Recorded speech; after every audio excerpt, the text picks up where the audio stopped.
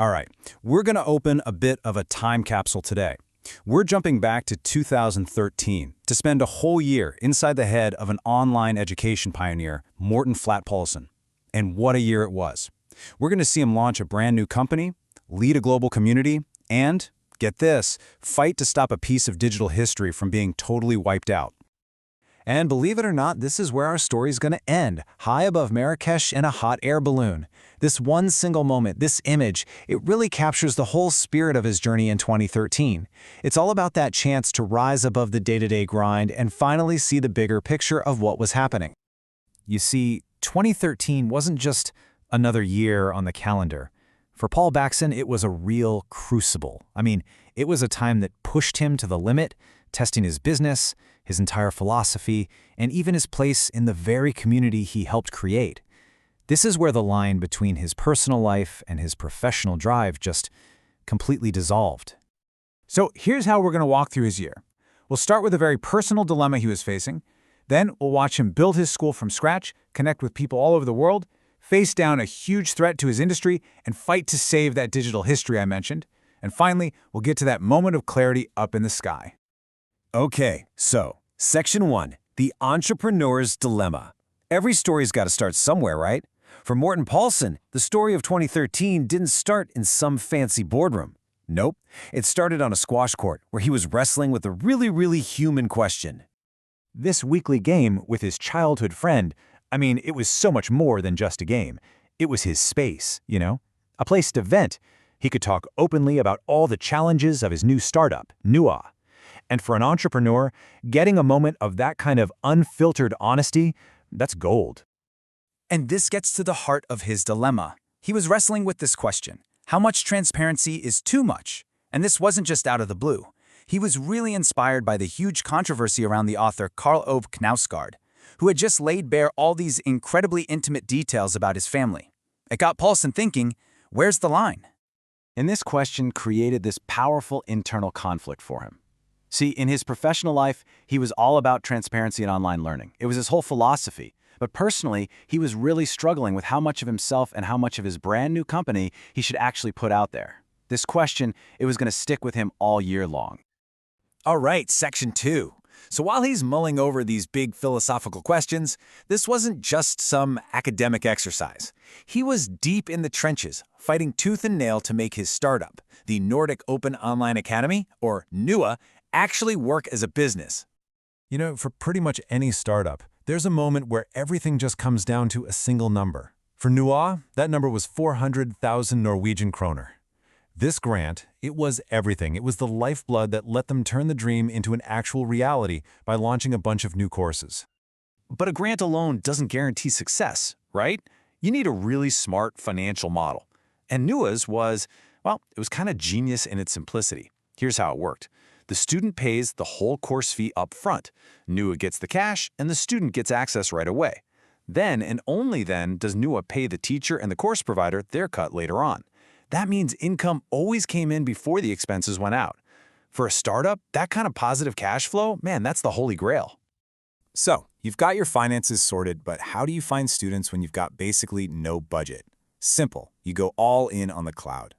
NooA's marketing was just a pure, scrappy digital hustle. We're talking Facebook, LinkedIn, Twitter, YouTube, all of it. Yeah, it meant they had to constantly churn out content, but it was the only way they could afford to reach people. Moving on to Section 3. You know the saying, no man is an island? Well, that's especially true for entrepreneurs. A massive part of Paulsen's year wasn't just about his own company. It was about building bridges, working with partners across borders, and just making the whole online education community stronger.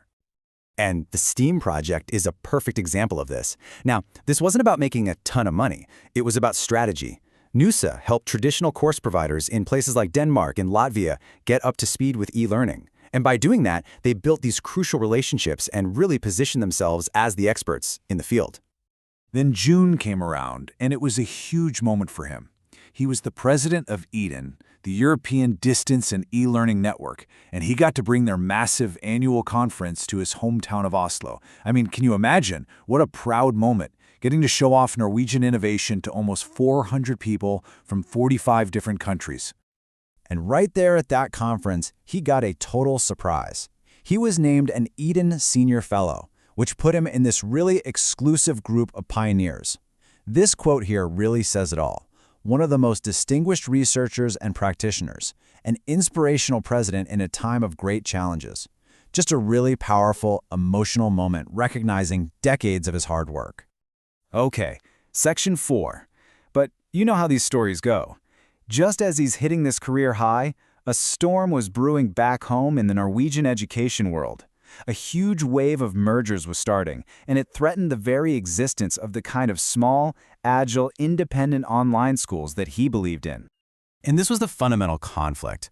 On one side, you had these nimble online schools like Academy. They were fast, specialized, and built for the internet. And on the other side, you had these massive institutions that were just gobbling them up, forcing them into their own standardized campus-first systems, and basically crushing their innovative spirit along the way.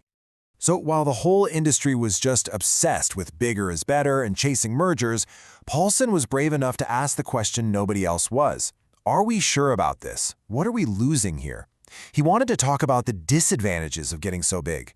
And honestly, that's a question that feels even more relevant today, doesn't it? Section 5. And this threat of being erased by some giant company, well, it wasn't just a business problem anymore. Very quickly, it turned into a deeply personal fight to preserve history itself.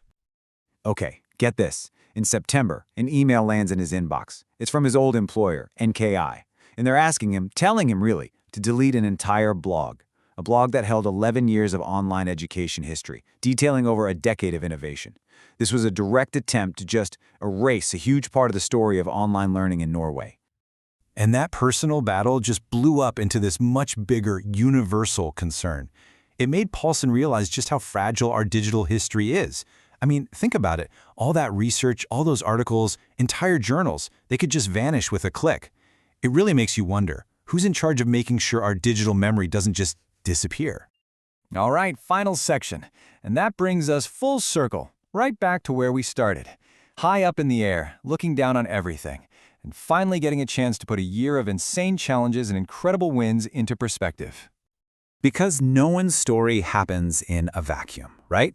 Think about it. While Paulsen was wrestling with his own questions about transparency, Edward Snowden was literally changing the entire world's conversation on that exact topic. While he was grinding away on his Norwegian startup, another Norwegian, Magnus Carlsen, was becoming the world chess champion. All this stuff was the invisible backdrop to his very personal journey. And this is the final big takeaway.